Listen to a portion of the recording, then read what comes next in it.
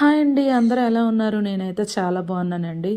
ఈరోజు వచ్చేసరికి నేను పెరుగుచారు ఎలా చేయాలో చెప్పేద్దామని వచ్చేసానండి.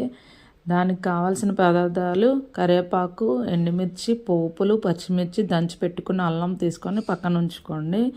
ఆ తర్వాత దానికి తగినంత పెరుగు తీసుకొని గిన్నెలో వేసుకొని దాన్ని కూడా పక్కన ఉంచుకోండి. అదే తగినంత మీకు ఆల్రెడీ తెలిసిపోతుంది కదా పోపులు బట్టి. దాన్ని తీసుకొని పక్కన ఉంచుకున్న తర్వాత పొయ్యిని వెలిగించేసుకున్నామండి. పొయ్యిని వెలిగించుకున్న తర్వాత ఒక గిన్నె తీసుకోండి. దాంట్లో కొంచెం తగినంత ఆయిల్ వేసుకోండి. ఆయిల్ అయితే ఎంత తక్కువ వేసుకుంటే అంత మంచిదండి, ఎందుకంటే నేను ఎక్కువ వాడిన ఆయిల్. మీ ఇష్టం, మీ చాయిస్, ఎంత తగినంత అంత వేసుకోండి. తర్వాత మనం పక్కన ఉంచుకుని ఉంటాయి కదండి పోపులు, అవన్నీ తీసుకొని గిన్నెలోకి వేసుకుందాం. వేసుకున్న తర్వాత అలా మెల్లగా వేపుకోండి. పోపు అనేది మాడితే టేస్ట్ మళ్ళీ మారిపోతుందండి, చూసుకోండి. మాడకుండా అలా కలుపుతూ ఉండండి. అలా కలుపుతూ ఉంటే మాడకుండా ఉంటుంది. సో పక్క నుండి అలా చూసుకుంటూ ఉండాలి. తర్వాత కొంచెం వేగిన తర్వాత అందులో కొంచెం పసుపు యాడ్ చేసుకోండి. పసుపు అయితే చాలా మంచిదండి, హెల్త్కి కూడా మంచిది, బాగా మీకు కూడా తెలుసు కదా. హెల్త్కి మంచిది. నెక్స్ట్ ఇంకోటి ఏంటంటే మనకి టేస్ట్ కూడా ఇందులో చాలా చాలా బాగుంటుందండి వేసుకుంటే.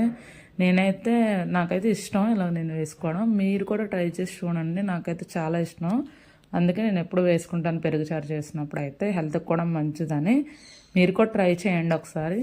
తర్వాత నేను ముందు చూపించాను కదా పెరుగు క్వాంటిటీ, దాన్ని బాగా చిలుక్కొని పక్కన ఉంచుకున్నాను. అందులో అంటే మరీ అలా డైరెక్ట్గా వేసుకోలేము కదా అని కొంచెం వాటర్ వేసుకొని కొంచెం పలచగా చేసుకున్నాను. అంటే మరీ పలచగా చేసుకోవద్దు, బాగోదు. అందుకే కొంచెం కొంచెం వాటర్ వేస్తున్నానండి, మరీ ఎక్కువ కాదు.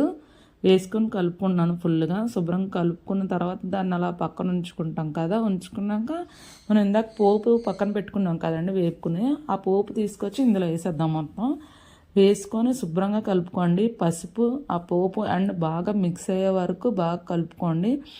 కలుపుకొని శుభ్రంగా మొత్తం కలుపుకున్న తర్వాత దాన్ని అలా పక్కన ఉంచుకోండి. ఉంచుకున్న తర్వాత మనం సాల్ట్ కూడా వేసుకోవాలి కదా. తర్వాత మీకు చూసుకొని తగినంత సాల్ట్ కూడా అందులో వేసేసి దాంతోపాటు కలిపేసుకోండి.